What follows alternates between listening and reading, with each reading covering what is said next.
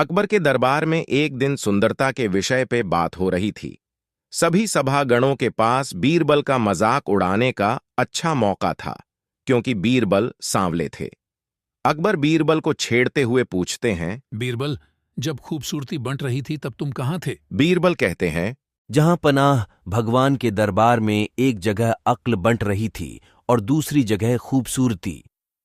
बस अक्ल लेने के चक्कर में मैं खूबसूरती लेना भूल गया, और जिन्होंने खूबसूरती चुनी उन्हें अक्ल नहीं मिली।